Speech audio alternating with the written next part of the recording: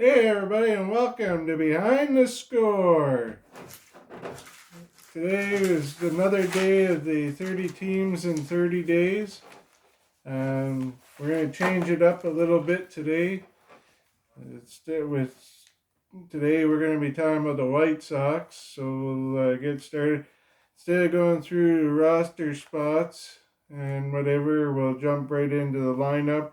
I also have stats from MLB.com of career averages and on base percentage that I use to determine what the lineup might look like, and just to give an added twist to it for the second half. So we'll get started.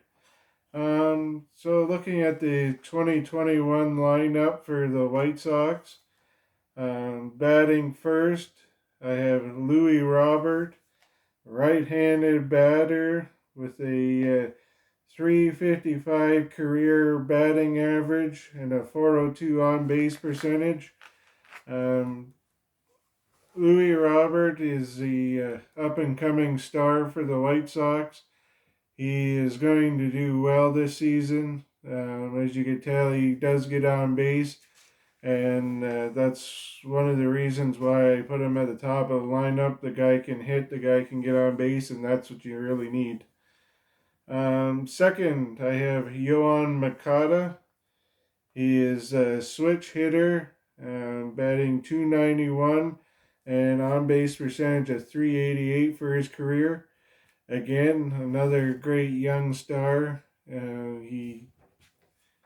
He also can hit and get on base, which is, like I said, another thing you need at the top of the lineup. And the great thing is he's a switch hitter. He can bat right, he can bat left. And as we go through these, you'll start to notice that that's kind of a trend that I have too, trying to mix up the lineup so we don't have so many right-handed batters all at once. That's a good way, especially with the reliever pitchers. Reliever pitchers have to face three batters or end an inning.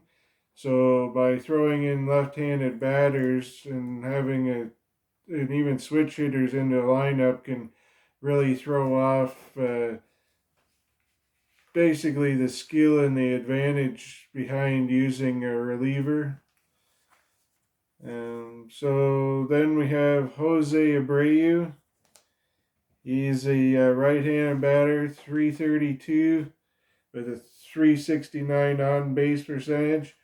Another guy that can hit for power but also get on base. So another great addition to the top of the lineup there. Next would be Adam Eaton. He's a left-handed batter, 302 with an on-base percentage of 379. The one great thing about the White Sox is they love to hit. They've got power. They've got guys that can get on base, and I think that is going to bode very well for them this season. Fifth, we have Andrew Vaughn, a right-handed batter, 270 average, on-base percentage of 426. Another guy that's great on getting on base. So we are only halfway through, and we've got 5 stellar guys for getting on base and being able to hit for average as well. So this is definitely going to be a great season for the White Sox. And as you notice, they're the first team as we move into the AL Central as well. So that means I have them down and picked as being the division winners this year. We have next we have Eloy Jimenez, the right-handed batter, plays left field, hits 280, on base percentage of 344. Another guy that's very good at getting on base, good for hitting for average. So it was really hard putting this lineup together to find out what position I was going to put everybody in, because as we've gone through 2/3 of the lineup now, anybody could really be placed anywhere, and that's a great thing to have on the team. Tim Anderson's next. He plays shortstop, right-hander, around 283 average and 296 on base percentage. This guy is middle of the road player. I think he's going to have a great season again as well. I know I've had him in my fantasy league for baseball a few times. So as a shortstop, and he hasn't done too well. He has his periods where he goes through some droughts and then picks it back up again. But if you definitely can work through that, and definitely with the strength of this team, I don't see that really being too big of an issue. Uh, Number 8, Nick Madrigal. He plays second. He bats right, batting 260 with 302 on base percentage. Definitely, when it comes to the other players on this team, he's kind of on the low end. That's why he's an 8th. But like I said, they definitely don't see an issue with this team. They're going to get on base. They're going to have power. They're going to get runs. And that's why I had them down as leading the division there. So, and then have Yasmani Grandal, batting 9th, catcher, hitting 311 with an on-base percentage of 391.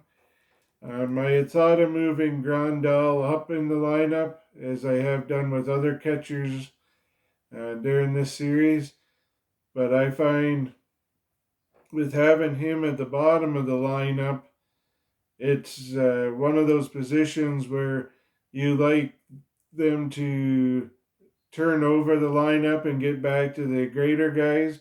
So some guys that do hit well and get on base, you'll notice are near the bottom of the lineup if they can't be in the top half, only because then they can all be together without having to, and then they can turn the lineup down at the bottom, and then it helps by putting them around some of the weaker players. And it really helps them get some pitches as well. As we know, the last 3 positions on our lineup uh, usually don't get in many pitches. They're usually the guys that people look to get past short innings. So sometimes putting some strong guys near the bottom of the lineup definitely helps those other not weaker players, but not as strong players get some of the great pitches as well. All right, so we'll go to the pitching rotation. Right now, I have number 1 is Lucas Giolito. He did phenomenal last year. He was another guy I had in one of my pools, and he was lights out for most of the season. Near the end, it wasn't as good, but he definitely was putting the stats up for me and helping me out in that way. Next will be Lance Lynn. This guy is definitely had a phenomenal last few years. So definitely look for him to keep it going this season. Dallas Keuchel. I have him in the middle because he is a veteran.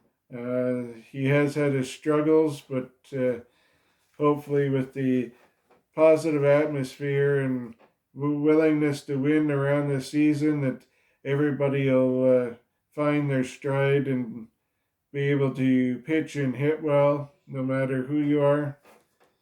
Because as we all know, winning brings confidence, and confidence brings results. So it'd be interesting to see how many wins this team makes.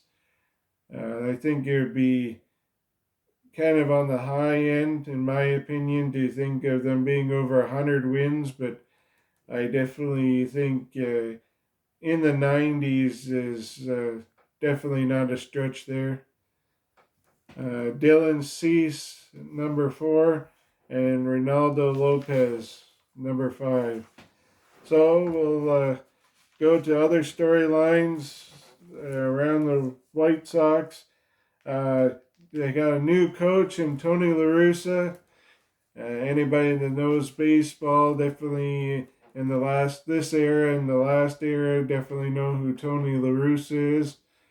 Phenomenal coach, won many championships, and definitely all around great guy there.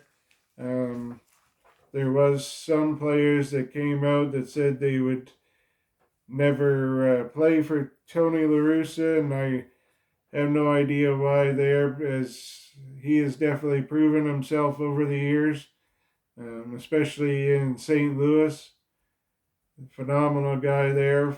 Um, so I definitely see him bringing his veteran presence, and that's exactly what this team needs.